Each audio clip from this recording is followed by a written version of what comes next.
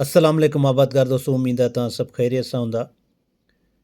कल्ह खां हिकिड़ो बिल मंज़ूरु करण जी सिंध गवर्नमेंट कोशिशि कई आहे या का मीटिंग कई आहे जंहिंजो नालो आहे Sindh farmers agricultural collectives act 2026। Mohammad बशमार एग्रीकल्चर जा मिनिस्टर आहिनि, उन्हनि जो मतिलबु आहे उन्हनि जी सदारत में या उन्हनि गॾिजी करे जेको आहे मीटिंग कई आहे हिकिड़ी। उन में ॿिया बि नाला हुया, पर उन्हनि खे पाण साइड ते था कयूं। हाणे मसइलो छा आहे त हीअ हिकिड़ी तनज़ीम ठहंदी, मतिलबु हिन एक्ट जो मतिलबु छा आहे त आबादगारनि जी हिकिड़ी तनज़ीम ठहंदी जेका ज़राअत में बहितरी जे लाइ कमु कंदी। ठीकु आहे।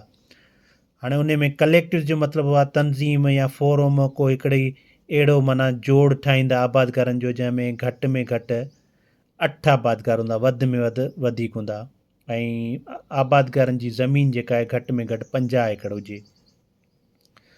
हाणे हीउ कानून छा आहे, छा नंढनि आबादगारनि खे फ़ाइदो मिलंदो या कोन मिलंदो, फ़िलहालु माना वाज़े तौर ते के बि ॻाल्हियूं कोन्हनि को। हिन कानून में चयो आहे त 1 खां 25 एकड़ वारो जेको आबादगार आहे उहो नंढो आबादगार असां सॾिबो।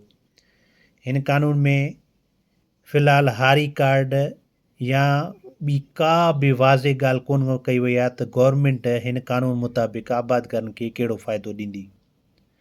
घटि में घटि 8 आबादगार हुजनि, उहे नंढा आबादगार हुजनि, मजमूई ज़मीन जेका हुननि जी 50 एकड़ हूंदी।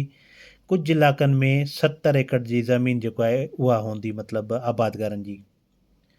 उन खां अलावा Sindh agricultural collectives regulatory authority हिकिड़ी मतिलबु अथॉरिटी ठाहींदा, जंहिंजो हिकिड़ो कमेटी जो मतिलबु चेयरमैन हूंदो, ॿिया मेंबर हूंदा, उहे मतिलबु उनजी चूंड कंदा। हर आबादगार पंहिंजी ज़मीन जो पाण मालिक हूंदो। मतिलबु ईअं आहे त गॾियल तव्हांजी तनज़ीम हूंदी, उन तनज़ीम में तव्हां जेको आहे गवर्नमेंट तव्हांखे अॻिते छा सपोर्ट थी ॾिए, आया गवर्नमेंट तव्हांखे ॿिज, भाण, मशीनरी या जेके ज़राअत जा नई जदीद टेक्नोलॉजी आहे, तव्हांजूं मीटिंगूं कराईंदी, तव्हांखे मतिलबु ट्रेनिंगूं कराईंदी या तव्हांखे जेको आहे सेमिनार कराईंदी, तव्हांखे कहिड़ा फ़ाइदा ॾींदी। फ़िलहालु इन में का बि ॻाल्हि वाज़े कोन्हे का, मतिलबु इन शइ खे हाली फ़िलहालु इहा मीटिंग आहे, फ़ोटो सेशन आहे, गवर्नमेंट का बि ॻाल्हि वाज़े कोन कई आहे, जंहिंमां असां तव्हांखे ॿुधायूं त हीउ हिकिड़ो को वॾो इनक़लाबी क़दम आहे। ॿाहिरियनि दुनिया में अहिड़ा के फोरम आहिनि या उन्हनि खे कॉपी कयो वियो आहे या उन्हनि जी कट ते हीअ शइ ठाहिनि था। फ़िलहालु का बि ॻाल्हि कोन्हे का। बहरहाल जेका हिननि सिंध जे एग्रीकल्चर जी तबाही या असां पंहिंजे अखियुनि सां जेका तबाही ॾिसूं पिया, असांजो हिकिड़ो उस्तादु हूंदो, माना असांखे जेको आहे फील्ड ते वर्क कराईंदो, कमु कराईंदो, उहो चवंदो हुयो त असां जेको आहे अलहमदिल्ला इदारा तबाह कया आहिनि, इनशा तव्हां जेको आहे इदारा ख़तमु कराईंदव। सो इहा सूरत हाल लॻी पई आहे, अॻियां तबाह करे विया, हीअ ख़तमु करण जे पोयां आहिनि। बहरहाल न को हारी कार्ड जी हिन में ॻाल्हि आहे त हारी कार्ड वारे खे फ़ाइदो मिलंदो कोन मिलंदो।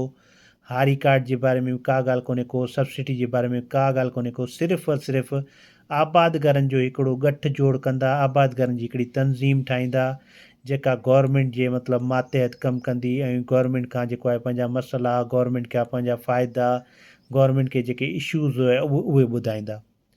सो जीअं आस्ते आस्ते हिन जे बारे में असांखे वाज़े का ख़बर पवंदी त असां तव्हांखे बि इनशा ताला ॿुधाईंदा ईंदासीं। हाणे हिन वीडियो मां तव्हां छा सम्झो आहे, तव्हां छा था सम्झो त इहो गवर्नमेंट जो क़दम सही आहे या ग़लति आहे, आबादगारनि खे फ़ाइदो थींदो कोन थींदो, इन बारे में तव्हां पंहिंजा राय ज़रूरु ॾिजो। Thank you so much.